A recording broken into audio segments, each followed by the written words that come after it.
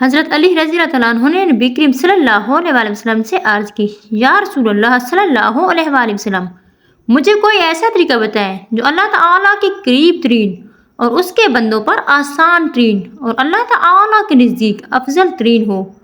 تو نبی کریم صلی اللہ علیہ وآلہ وسلم نے ارشاد فرمایا، اے علی، سب سے افضل کلمات جو میں نے اور سابقہ انبیاء کرام علیہ السلام نے پڑھے، اگر زمین و آسمان میں ایک پلڑے میں ہوں اور ان کلمات کا پڑھنا دوسرے پلڑے میں ہو تو یہ پلڑا دوسرے پر بھاری ہوگا۔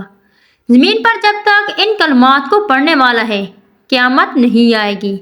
پھر حضرت علی رضی اللہ عنہ نے عرض کی کہ میں کیسے ذکر کروں؟ تو نبی کریم صلی اللہ علیہ وآلہ وسلم نے ارشاد فرمایا، آنکھیں بند کرو اور 3 دفعہ مجھ سے یہ کلمات سنو، پھر تم 3 دفعہ کہو کہ میں سنتا ہوں۔ پھر اس طرح سے بلند آواز کے ساتھ ذکر کیا تو حضرت علی رضی اللہ عنہ نے عرض کیا، اللہ کے پیارے نبی، میرا دل چاہتا ہے کہ زندگی تک آنکھیں نہ کھولوں اور یہی کلمات پڑھتا رہوں۔ وہ کلمات یہ ہیں، بسم اللہ الرحمن الرحیم۔ السلام علیکم محترم ناظرین، حدیث قدسی ہے کہ اللہ تعالیٰ ارشاد فرماتا ہے، میں اپنے بندے سے ویسا ہی سلوک کرتا ہوں جیسا وہ میرے متعلق گمان رکھتا ہے۔ جب وہ میرا ذکر کرتا ہے تو اسے میری معیت حاصل ہوتی ہے۔ اگر وہ میرا ذکر اپنے دل میں کرے تو میں بھی اسی طرح اسے یاد کرتا ہوں، اور اگر وہ میرا ذکر کسی مجلس میں کرے تو میں اس کا ذکر اس سے بہتر مجلس یعنی کہ فرشتوں کی جماعت میں کرتا ہوں۔ اگر وہ ایک بالشت میرے قریب آئے تو میں 1 ذرہ اس کے قریب ہوتا ہوں۔ اگر وہ 1 ذرہ میرے قریب آئے تو میں 2 ہاتھ اس کے قریب ہوتا ہوں۔ اگر وہ چل کر میری بارگاہ میں حاضر ہو تو میری رحمت دوڑ کر اس کی طرف متوجہ ہوتی ہے۔ حضرت علی رضی اللہ عنہ فرماتے ہیں، میں نے رسول اللہ صلی اللہ علیہ وآلہ وسلم کے اصحاب کو دیکھا، میں نے ان کے اصحاب کو دیکھا ہے، لیکن آج کوئی بھی ان کی مثل نظر نہیں آتا۔ بوقت صبح ان کے رنگ پیلے اور بال بکھرے اور گرد آلود ہوتے ہیں۔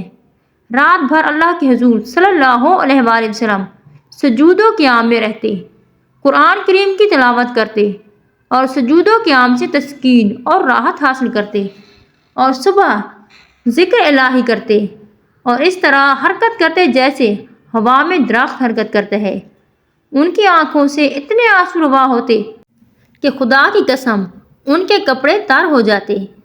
روایت میں ہے کہ بعض لوگ حضرت عمر بن خطاب رضی اللہ تعالیٰ عنہ کی خدمت میں حاضر ہوئے اور شکایت کی کہ ہماری مسجد کے امام صاحب نماز سے فارغ ہونے کے بعد شعر پڑھنے لگتے ہیں۔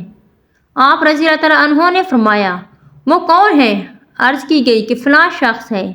آپ رضی اللہ تعالیٰ عنہ نے فرمایا، چلو اس کے پاس چلتے ہیں، کیونکہ اگر ہم نے اس کی طرف کوئی آدمی بھیجا تو وہ اس معاملے کو سمجھ جائے گا۔ حضرت عمر رضی اللہ تعالیٰ عنہ صحابہ کی ایک جماعت کے ساتھ مسجد میں اس آدمی کے پاس تشریف لائے۔ اس آدمی نے جب آپ رضی اللہ تعالیٰ عنہ کو دیکھا تو فوراً کھڑے ہو کر آپ رضی اللہ تعالیٰ عنہ کا استقبال کیا اور پھر عرض کی، یا امیر المومنین، کس کام اور غرض کی وجہ سے آپ یہاں تشریف لائے ہیں؟ اگر میرے ساتھ کوئی کام تھا تو ہمارا زیادہ حق بنتا ہے کہ ہم آپ رضی اللہ تعالیٰ عنہ کی خدمت میں حاضر ہو جائیں، اور اگر دین کا کام تھا پھر بھی رسول اللہ صلی اللہ علیہ وآلہ وسلم کے خلیفہ کی تعظیم ہمارے لیے فرض ہے۔ آپ رضی اللہ تعالیٰ عنہ نے فرمایا، اللہ تعالیٰ تم پر رحم فرمائے، تمہارے متعلق مجھے قابل اعتراض بات پہنچی۔ اس نے عرض کی کہ وہ کیا ہے یا امیر المومنین؟ آپ رضی اللہ تعالیٰ عنہ نے فرمایا، تم نماز کے بعد اشعار پڑھتے ہو۔ اس نے عرض کی، نہیں یا امیر المومنین، یہ تو نصیحت ہے جو میں اپنے نفس کو کرتا ہوں۔ آپ رضی اللہ تعالیٰ عنہ نے فرمایا، ان اشعار کو پڑھو، اگر تو اچھا کلام ہوا تو میں تمہارے ساتھ پڑھوں گا، اور اگر کبھی ہوئی تو میں تمہیں روک دوں گا۔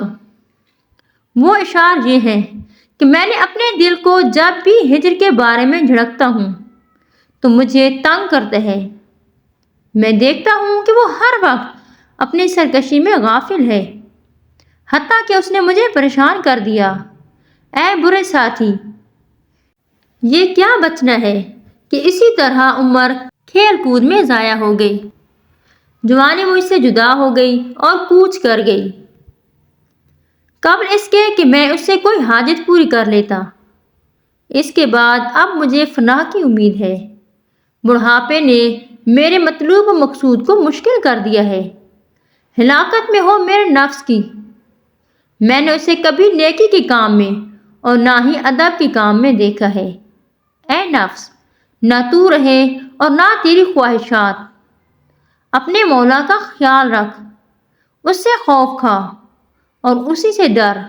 تو حضرت عمر فاروق رضی اللہ عنہ بھی اور یہ شعر پڑھنے لگے اور فرمایا، جو کوئی شعر پڑھنا چاہے تو اسی قسم کے اشعار پڑھے۔